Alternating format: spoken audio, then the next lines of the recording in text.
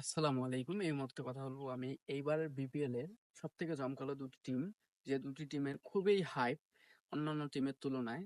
এক নম্বরে হচ্ছে আপনাদের রংপুর, দ্বিতীয় নম্বরে হচ্ছে বরিশাল। এই উত্তরবঙ্গ এবং দক্ষিণবঙ্গ যে দুটি দল আছে, এই দুটি দলের এত পরিমাণ হাইপ যে তারা একে অন্যকে যে কোনো ভাবে হোক এবং কথার ছলে হোক ট্রোল করতেছে বা খোঁচা মারতেছে। যদিও এই বিষয়টা খুবই আনন্দদায়ক, কেননা এই কথার মাধ্যমে আসলে বিনোদন পাওয়া খুবই ভালো। অন্যকে ছোট করাও হয় না, আবার সমালোচনাও হয় না। এটা কথার মাধ্যমে খোঁচা দেওয়া-দেওয়ি সবাই সবাইকে করতেছে। এতে দলীয় ফ্যানরা অবশ্যই আনন্দ পাচ্ছে। তো এই যে একটি বিষয় যে রংপুর আটকাচ্ছে রাজশাহীর কাছে, কিন্তু বরিশাল আটকাচ্ছে রংপুরের কাছে। কে কোথায় আটকায় কেউ জানে না, কিন্তু রংপুর আটকায় রাজশাহীর কাছে এবং বরিশাল আটকায় রংপুরের কাছে।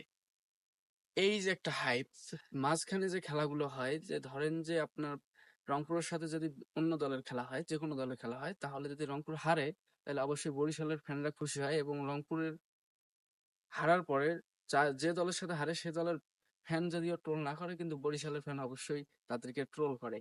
অন্য দিক থেকে যদি বরিশাল অন্য দলের সাথে হারে, রংপুরের সাথে জিতুক বা হারুক, কিন্তু অন্য দলের সাথেও যদি হারে, তাহলে দেখা যায় যে বরিশালকে রংপুরের ফ্যানরা করুণ কঠিনভাবে ট্রোল করতেছে। এই যে একটা বিষয়, দুটি দলের এত পরিমাণ হাইপ, এই উত্তরবঙ্গ দক্ষিণবঙ্গের যে এত পরিমাণ হাইপ, মাঝখানে যে দলগুলো আছে সেগুলো দলের এত পরিমাণ হাইপ নেই, আমরা ভালো করেই জানি। তো ইতিমধ্যে আমরা আরেকটি নিউজ পেয়েছি যে রংপুরে যোগ দিচ্ছে আপনাদের ডেভিড ওয়ার্নার এবং বরিশালে যোগ দিচ্ছে সুনীল নারায়ণ, এবং বরিশালে আবার যোগ দিবে আপনাদের কাইলস মায়ার্স।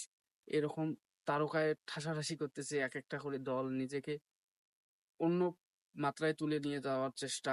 এই অন্য দিক থেকে অ্যালেক্স হেলস আবার রংপুরে যোগ দিচ্ছে সামনেই।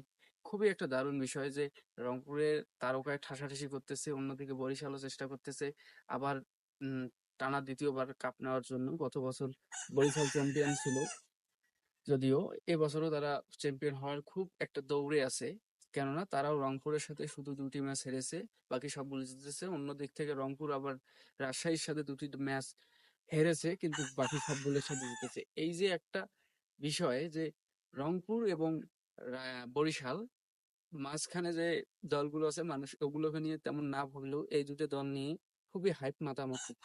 এদের ফ্যান ফলোয়ারও বেশি, কেননা একটা হচ্ছে উত্তরবঙ্গ, একটা হচ্ছে দক্ষিণবঙ্গ। বাংলাদেশের দিকে হচ্ছে দুইটা, একটা উত্তরবঙ্গ আর একটা দক্ষিণবঙ্গ।